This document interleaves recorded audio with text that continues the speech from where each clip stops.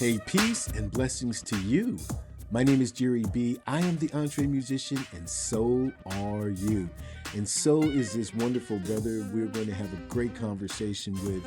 In fact, you know that we've done several shows on the metaverse in the past, maybe 5 or 6, about how it works, how to get in, what you're supposed to do, but never had we the opportunity to have on a bona fide metaverse star.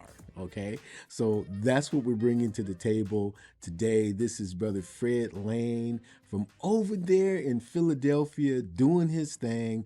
And full disclosure, Fred has been featured on our sister channel, Artist Impact, where he came and just floored everybody with his dynamics. And once he said that he was a metaverse artist, I knew I needed to know more. So I invited him over here. Fred, what's up, brother? Much, man. Peace and love, Jerry B. I'm happy to Blessings be to here. you, man. I'm so glad you Blessings. could make it. I'm so glad. I know your schedule is like that, but you Yeah, made some time for us, man. So I really appreciate it. no doubt. I had to, for I sure. appreciate that. Appreciate you. Well, thank you. Well, I here's where I want to start, because I don't want to start with the metaverse, right? And Okay. as I said before, with Artist Impact, that format only gives you a couple of seconds to really get down on who you are. I want to hmm know how you got started in this industry, because to me, you're such a professional. I think you might have been vibing at like 3 years old. Is that what happened? Yeah, I wish, but no. Like far as music, I was always influenced by my uncle Frank. He was signed to Gamble and Huff at a young age. I think the record label was called Sound of Philadelphia. Yeah, Philadelphia International. Philadelphia International. Yeah. So sorry about that. But That's my age right there. so he will always tell me about like copyrights even at a young age. I didn't even know what he was talking about, or protecting my music, you know what I mean? But just the fact seeing him practice every day, he still practices, he still writes songs that inspired me to be creative, and How I old were started off. you? How old were you when he was telling you about copyrights? How old? Do you remember? I probably was like 5. I was like, Uncle Frank wasn't playing any games, like protect what you create. So I was always inspired by him, because I started off doing artwork, drawing. I went to Philadelphia. What is this school called? It wasn't Kappa. It was that. It wasn't the Art Institute either. Oh my goodness, I'm going blank right now. That's all But I, right. I went to like an art school. I got like a scholarship to go there as a child. Um, my mom, she inspired me to draw as well, but it was something about my Uncle Frank, his passion for music and art. And once I found out he was an artist, and then I found out he was a musical artist, that inspired me to want to like pursue music. I felt as though if my uncle could do it, I could do it too, and I wanted to take it further than he, could or did. So, what was his instrument? Was he a He was singing as well, or yeah, he was a vocalist. Yep. vocalist? Wow, hmm Yep. fantastic. And so, can He you was name some of the records he may have appeared on with I Philadelphia International? that I'm not sure of. I know he was on the Georgie Wood show.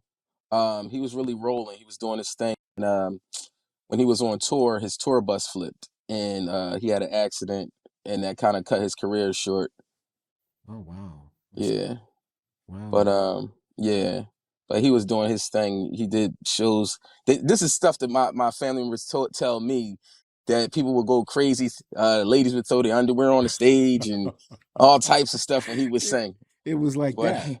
yeah, Uncle Frank was the man. Yep. Wow. So they had some real crooners, man, on Philadelphia International. Billy Paul probably was one of the most highlighted male artists that they had, but they had the OJs, man. Philly hmm International was no joke. They were rolling. Yeah, for sure. So Sure. you have all that soulful flavor inside you. Yeah. Yeah. And so what drew you, what was the first music that you actually performed? Because I was going to ask what drew you to rap, but I didn't want to presuppose that you may have been doing hmm another form of music before you begin rapping. Well, I like my parents will always play like Prince and Michael Jackson. Um, just I would listen to what they were listening to. And then I remember just being, I probably was like 4 years old, and my mom said, "Do you know any raps?" And I'm like, "What? I don't know any raps." Like I would hear Run DMC here and there, or just little music playing around. So I just came up with a freestyle, and I just one line I remember myself saying, remember saying was, "I need money to get paid." And I was like, I don't even know what made me say that at 3 or 4 years old, but that was one of my rhymes. Like, I need money. Don't pay me nothing now. Give me money to pay me. But that's where it started with my mom saying, "Do I know any raps?" And that was, I kicked a freestyle, and she was cracking up. I said, "I need money to get paid." That was I don't even know what. Yeah. But then from there, just walking home from school was like going to like a show. Like people would had a big speakers in South Philly playing hip hop, blasting it. Like my parents, they weren't buying me like hip hop albums and stuff like that. But on my way home from school, I would hear like Biggie Smalls, Big L, Wu Tang, um, just all the Tupac. I would hear so many different sounds, and that just intrigued me. Like, wow, that's amazing. And sometimes I would see it on TV, because my parents wasn't playing it. They wasn't they wasn't playing, that hardcore stuff, But I would sneak and listen to music, hip hop music. Like my cousin, he used to stay with us in Philly. He was staying in West Virginia, but he would come up here for the summer, and he had a big bag full of hip hop music. So every time he would go out, I would sneak in his bag, and I would just be listening to everything. So S- that was s- my hip hop start. So what was it? Was it the cassettes? Was it the CDs? It was both. Talking about both. Okay. Yeah. Was there any particular artist who influenced you more than the other where you were like, yo, wait a minute, this person has something that I really need to key in on? At the time, like, um, it was this one song that I used to sneak and listen to all the time in my out my cousin's bag. It was called "In My Lifetime." It was by Jay-Z. And even though I didn't understand everything that he was talking about, it was just this one line that just stuck out to me. It was like, "I picked a new route. You about to see my life change." And like that just hit me, like at the time, like just seeing so many people go through things in Philly, whether it was drugs, people getting shot, locked up, just the ups and downs of being in South Philly. That line saying, "I picked a new route. You're about to see my life change." That hit me like, yo, I could change. Like I'm gonna do something different than everybody else is doing. So from there on, I just, I started sharpening my sword, and I wanted to be an MC. How old were you at that age? I probably was like 10 or 11, Really? but I didn't start actually writing raps. I would just freestyle sometimes, but I already felt it in my heart. And it was like, I want to say when I got out of high school, I start really taking rap serious. Like, in second grade, I'd be with my friends and we'd be at our little cubicles, and we all say, "Oh, we're gonna write a rap." And I took it serious. The next day I'm the only one who came back to class with a rap, a full song. So it was just like spurts of me rapping. And then when I got in like ninth grade, my boys, they was like really into rapping. They were trying to be a group, but like I wasn't catching on at the time. Like, like what they were doing, I wanted to do mine was a little bit extra. You know what I mean? So it just took some time for me to like figure out who I wanted to be, because I didn't want to be like anybody else, Right. you know. So I had to No, go for it. Go for it. I'm sorry. no, I just took my time and just crafted my style, and just, you know, I just wanted to be all the way Fred Lane, keep it real, to who I am. Like a lot of mhm. That was the question there, that you're pulling it out of me, because I mean, again, I see the confidence in you, and I can surmise as you're talking, the 10-year-old Fred Lane, the 14-year-old Fred Lane, going with Mhm. it. How did your confidence develop? Was that something that was already a part of your DNA, or something that you really had to work on, like, okay, well, I got to work on my rhymes, now I have to work on my delivery, or was it just simultaneously? It was definitely practice, and just the drive and desire to be like the best I could be. Um Philly, the battles, like Philly is an aggressive city. So if you don't come with your A game, they'll destroy you. So like I knew before I went outside, before I went on any corner and start rapping, I had to make sure I was sharp. Um, so when I started taking it serious, I started, going outside. I would freestyle, let the guys from around, OGs from around the way hear me. Once I got their approval, I know I had it, you know. So I caught them off guard. They didn't even see it coming. Then I would just come out, bow, and hit them with a rhyme. But I never performed anywhere. It was just me freestyling, battling on corners, going to different neighborhoods. But when I decided to be an MC, I knew I had to hit a stage. So they had Rotunda at University of Penn, and they had an open mic night. And I was like, this is my opportunity to actually get on a stage. And it was so crazy. My first performance, it was a big test because it was some OGs in the back of the audience. They didn't know me from anywhere, but they was just like, yo, young boy, whatever you do, we gonna boo you. And I'm like, what? I'm already nervous, you know what I mean? Like, you just gonna boo me for whatever I do? And it was a group of them. But I knew I couldn't back down. It's just like a Philly thing. You just gotta fight. Gotcha. So I got on stage, I ripped the rotunda down, and the same dudes who was saying they was gonna boo me, the OGs, they just gave me that little head nod, like, and gave me the point, to point the finger, like, yeah, you did it. So that was all I needed. And from there, I was just rocking stages. But that was crazy. Like they said, whatever you do, we gonna boo you. And I'm That like, was who to put toughen them? you up right there. Yeah, but it was crazy. But yeah. Man, that's fantastic. And so take us from the battles that you had to overcome to this is now a profession. What was that transition like? Well, shout out to my boy STS. He's a excellent writer. He was a member of the Money Making Jam Boys with Black Thought, and I used to go to this place called Uptown Records. Me and my cousins, and we used to drop songs. It was like $35. You can record your song.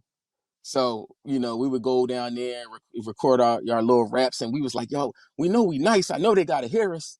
So like some time went past, and STS, he asked us to come to the house, and record and do music. So that's where I sharpened my skills there.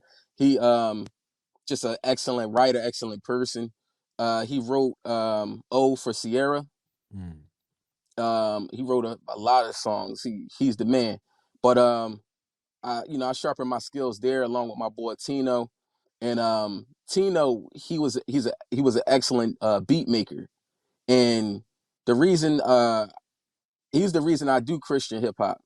Because at that time I was at a transition point in my life where a lot of things was going on in my life, and I knew that it was more, you know what I mean, than me just saying some like wild rhymes. I wanted to really help people because I seen the power of my words, Mm-hmm. and how it was affecting people. And I knew that, and I seen how me being a leader and the words coming out of my mouth could lead people in the wrong direction, Yeah. and I didn't really want that image for myself, you know what I'm saying? Because it'll put you in a dangerous place. And when my boy Tino, he asked me to perform in Jimmy's Cafe, and I had like a dream, or a vision that said, don't go. And, I didn't go. And what happened was on the way back from New York, his heart stopped beating. Mm. And this is when I just got saved.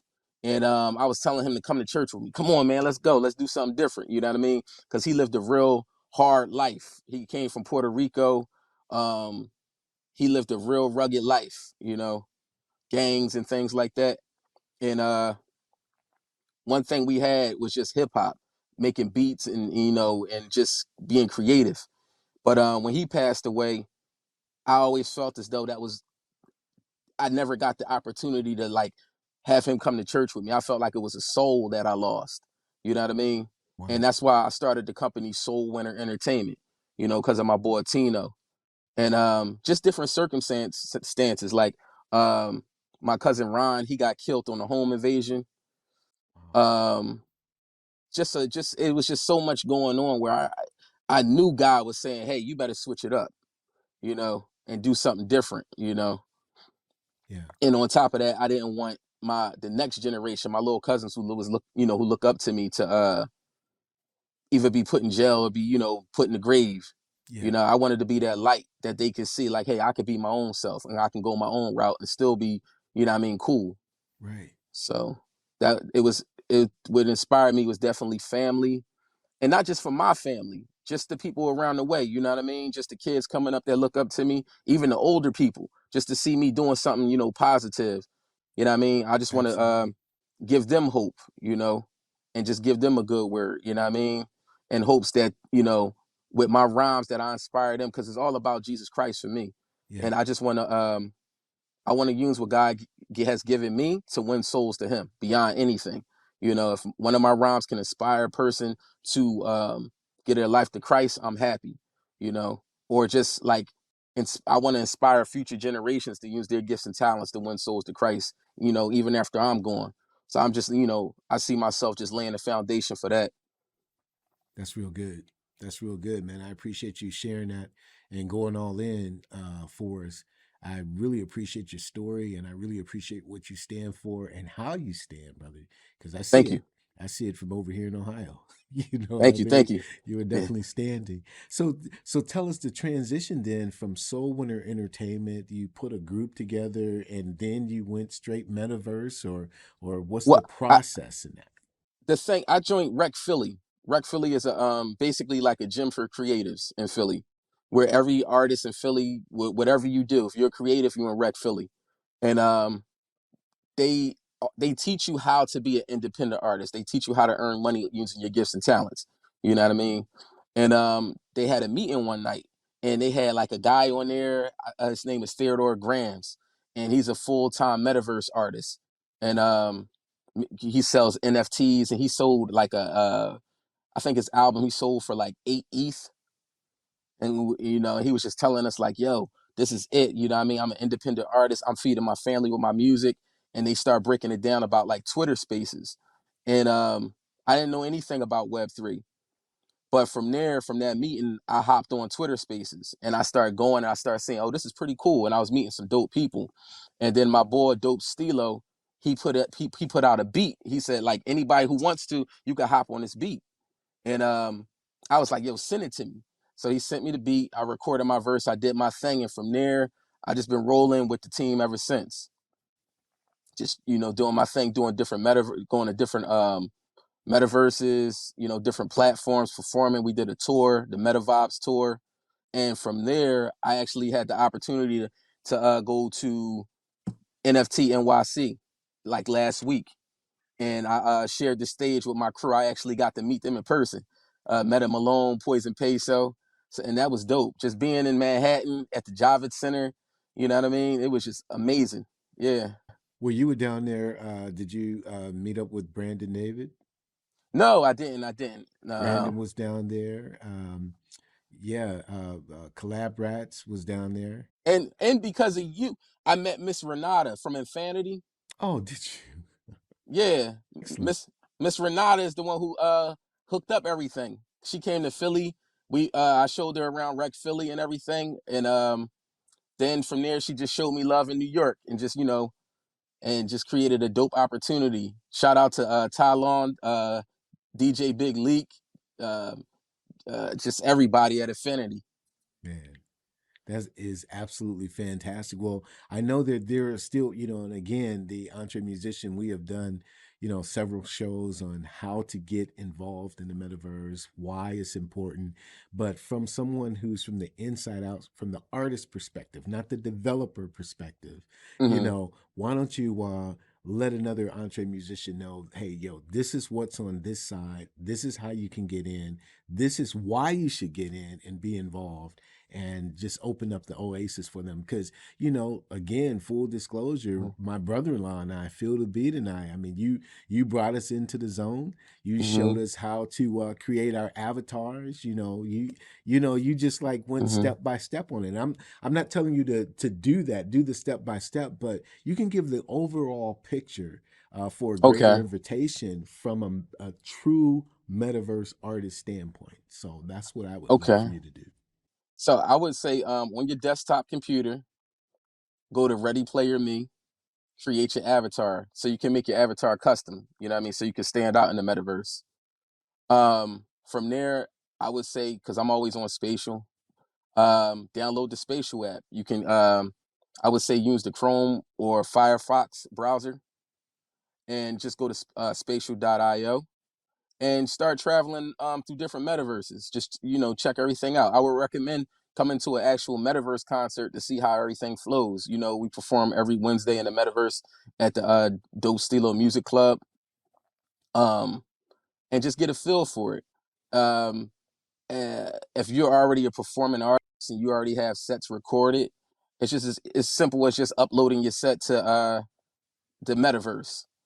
I love the metaverse because you actually have a family. I really feel as though like the people that I've met in the metaverse are family members. And you actually have a strong community behind you. Like my boy Abdul, he actually made my custom avatar, and he lives in Egypt. You know what I mean? It's not every day you meet an Egyptian who's going to make you anything. So and it wouldn't happen if it wasn't for the metaverse. And he made my. Did you see my avatar? I have seen your avatar. Yeah, he hooked it up. I got the matching the book bag Soul Winner logo front and back. So I would say just hop in, download the Spatial app. Even if you don't have the time right now to create an avatar, they'll give you one. Mm-hmm. Eventually, you're going to want your own custom avatar, but just travel around, meet people. I met people from Norway, Japan, you know, Mm-hmm. all parts of the world, and they created. Mhm. Go ahead. Go ahead. I'm They sorry. I'm they created preempt. dope opportunities for me. I met entertainment lawyers, all types of lawyers, all types of creatives, and it's just an amazing place to be. Well, I have some practical questions, and I'm trying Hmm. to be on the side of the entre musician with the FAQs. The one Hmm. thing would be, okay, so you're saying go in and cruise, and I've been to Dope Silos Club, I've been to your mansion, your house. You've Hmm. been to my home, my default home that's set up. Hmm. How does one then begin to tour or begin to set up a set in a club? I mean, what does that look like? I know what it looks like in the traditional front, having a Hmm. promoter or somebody that is in a venue and you can go and talk to them. Who do you talk to? How do you set up your own show in the metaverse? Well, once you like, once you get into the metaverse, like with the Spatial app, and you get your house, you can start creating from right there. Hmm. You could upload a video to YouTube, and it's easy, like just dragging and dropping your link for your performance.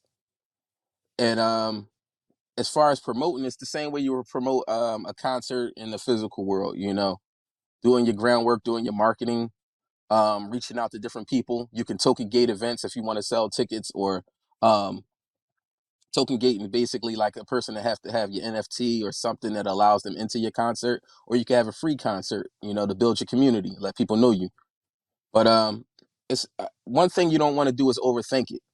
You know, like my boy Poison Peso, like I didn't even know I was going to perform this one Wednesday. It was my very first time, but I woke up one morning and I just saw all throughout Twitter, my timeline, Fred Lane is performing. Oh snap, Fred Lane is performing. I'm like, is this a different Fred Lane? Because I don't know anything about this. So I was like a little nervous. And then he was like, no, Pups on the Pier want you to perform. They want you to perform at the Loft in France. So I was like, you know what? I'ma just back in the day when the people said, whatever you do, we gonna boo you. And I had to grit my teeth and just jump in. It was the same thing with the metaverse. I recorded my set and I just jumped in. And I haven't looked back. Wow, that's amazing. What about a next question would be about payment. You talked about the gentleman who made 8 ETH. I guess that's Hmm. Ethereum. So, yeah. So you could post links in your concert to your artwork, to your merch, and to your NFTs.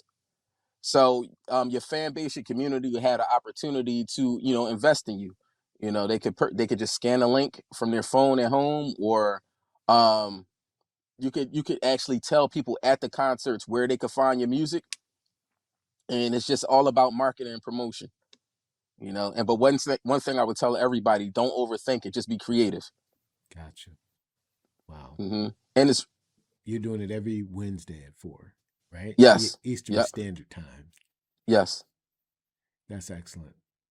Man. Mhm. So, what else should we know about maintaining the two dynamics? The Fred Lane, who is the person that I can shake his hand and hug, and the avatar Fred Lane, who's out there swirling around in the metaverse, making that whole juice happen. How are you handling both of those dynamics? Because you have music here in reality Mhm. world, and you have Mhm. music there. How do you balance the two?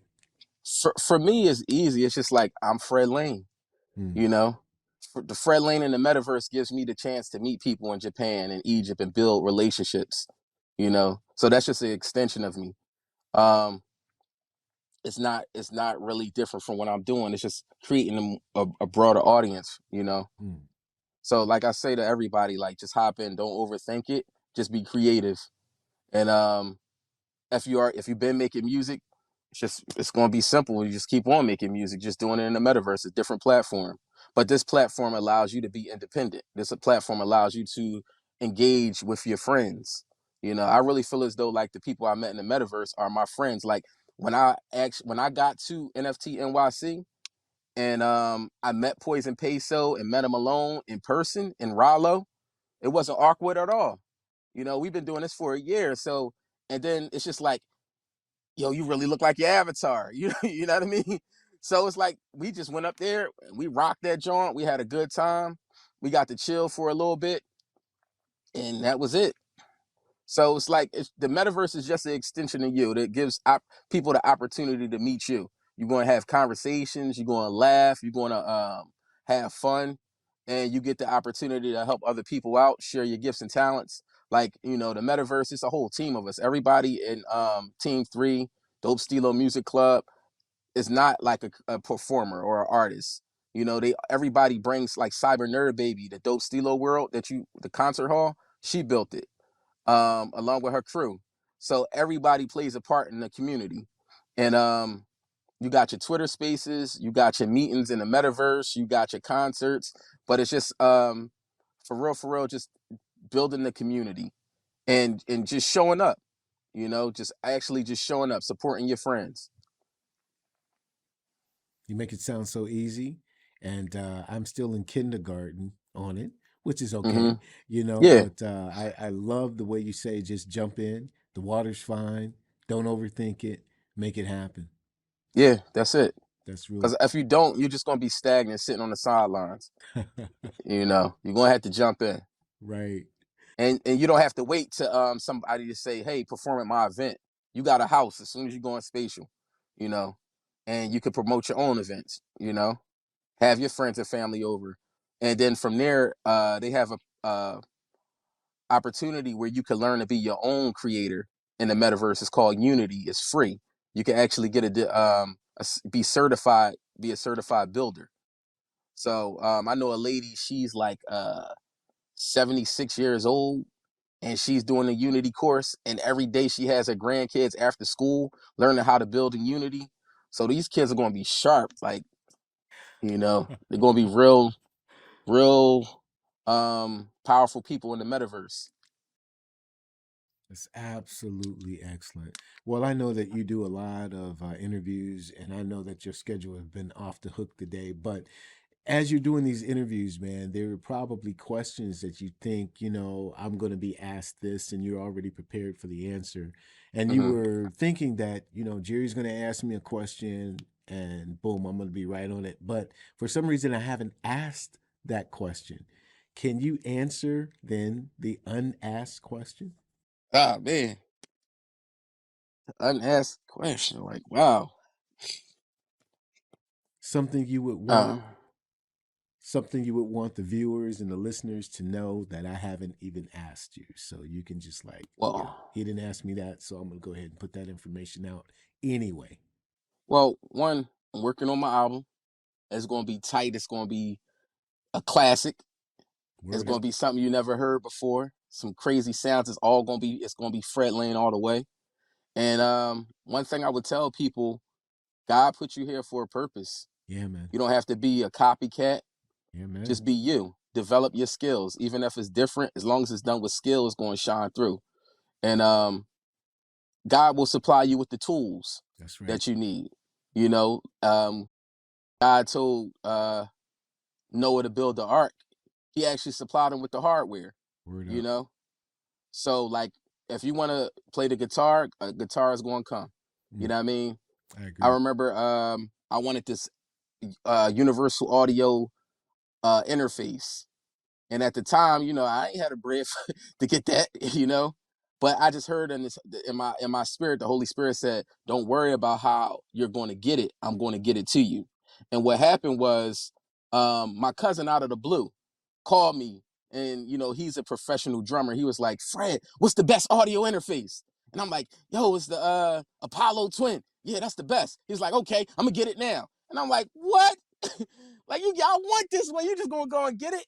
But one thing the Holy Spirit said, don't worry about how I'm going to get it to you. I'm going to get it to you. And a few months passed, and I'm like, yo, let me call my cousin to see if he actually even using this thing. So I called him. He was like, Fred, I ain't even take it out the box. I was like, cuz, let me get that. Let me pay you, you know, every month and just get that joint. You know what I mean? Right. And I have it. You know what I mean? It's right here. Yeah. You know, and I was even blessed. God went so crazy. I even got the satellite, the UAD satellite, Oh yeah. so I can have more DSP. Oh yeah. So it just goes back to God, just trusting in the Holy Spirit. Like That's He right. get if you got a purpose, a plan in your heart, put it in God's hands, and He'll supply you with all that you need. Be faithful, um, and just keep fighting. That's right. Just keep pushing. You know. You hitting it hard, man. You hitting it hard. I have a similar testimony, but I'll tell that at another time. I'll let your But testimony stand for sure because I'm not able to move the camera the mm-hmm. way you just did. But you are absolutely right. You are here for a purpose. God knows what that purpose is. And if you are going in the right direction, He will supply every single need, no doubt. No And doubt. you just hit it right on point. Well, I'm so grateful, man, that you took the opportunity, even though we had to squeeze a couple things. You were flexible for your friend, man. Thank you very No much, doubt. Fred, man.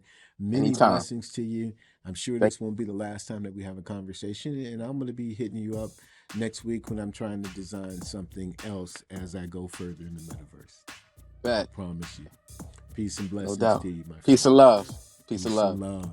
I told you you were going to enjoy the conversation. That is none other than Fred Lane from South Philly, doing it here on planet Earth as well as in the metaverse. And you go ahead and jump on in. The water's fine. Like you said, don't overthink it and get it on point. You also want to get, which is available on Amazon here on Earth, our best-selling book is called The Path of the Entre Musician, 9 Keys to Unlock Your Mindset, Discipline, and Focus. Pick it up today. Don't wait any longer. My name is Jerry B. Like, share, subscribe to this channel, share this video with everybody, and tell them you've got to see the episode with that brother Fred Lane on it. All right? Peace and blessings to you, and I will see you next time. God bless.